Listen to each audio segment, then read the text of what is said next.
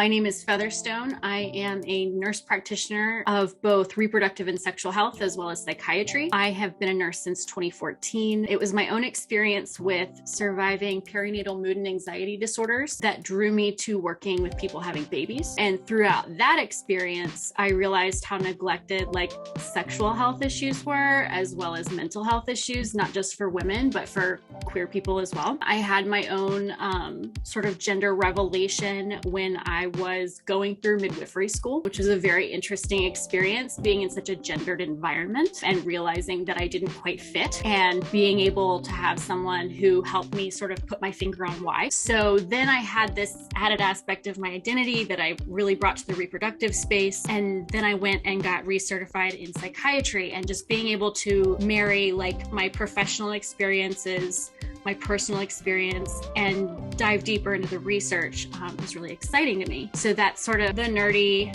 background on me.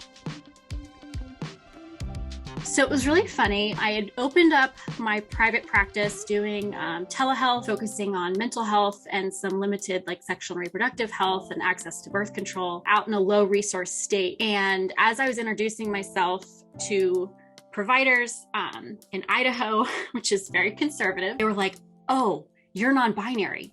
Will you see trans patients?" And I was like, absolutely. Why wouldn't I? And so I started to get instead of being mostly parents, which is where I originally focused, I was getting 50-50 parents and trans folks, or parents and poly and kinky and queer folks. All the folks that have the really bad experiences with mental health professionals. I had an intern early on when I had my company, and she called me one day, and I was like, this was totally out of the blue for her. We worked remotely, phone calls were not a thing we did. And I was like, what is going on? And she's like, I found this book. You have to read it. And it was called The Natural Mother of the Child. It's a memoir of non-binary parenting. And I was like, oh, I've never heard anybody write a book about that specific experience.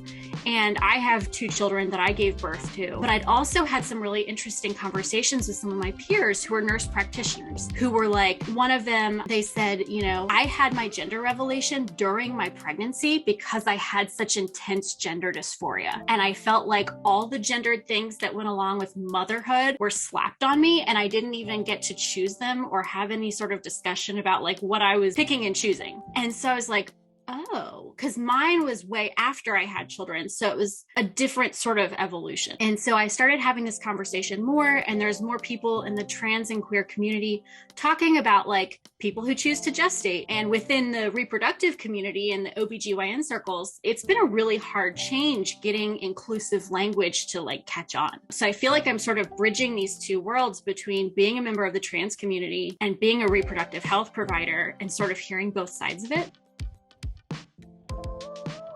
I feel like whenever I talk about trans and queer folks and having babies, I want them to realize that it's just going to be totally different, and you can't make any assumptions. And I always start any of my talks about the queer and trans communities as drop all your assumptions at the door, because we're not a monolith, just like any other marginalized group.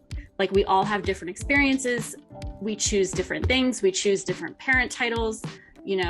Our gender evolution might be more fluid during parenthood. It might not. And I'll talk some more in my talk about body image, and how body image is a common thread among cis and trans and non-binary. Anybody who's going through profound body changes is going to have emotional responses. Whenever we have body changes or body dysmorphia, we're more prone to eating disorders. And not a lot of folks know that eating disorders are disproportionately higher in the queer and trans communities. And talking about how reproductive experiences can be traumatic on their own. We don't talk about that a lot for people in general, but lots of trans folks have had trauma because of being in a marginalized group.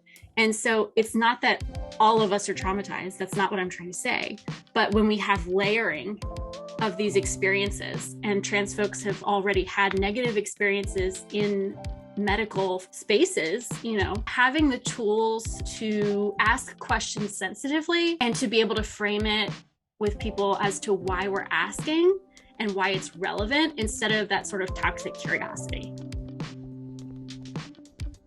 I'm really excited about Dr. Cray's talk about autosexuality, because that was a word. It's okay, I can extrapolate what that word means. but have I ever heard it spoken in an academic context? Have I ever heard it spoken in the sexual health context? I love it when people can bring a topic to the table and really dive deep on something I've never heard about. I feel like it's all the aspects of our experiences and our identities that really enrich us as healthcare professionals and lets patients connect with us on more of a human level, because we understand better than, some old white cis het dude who's always lived on the top of Privilege Mountain.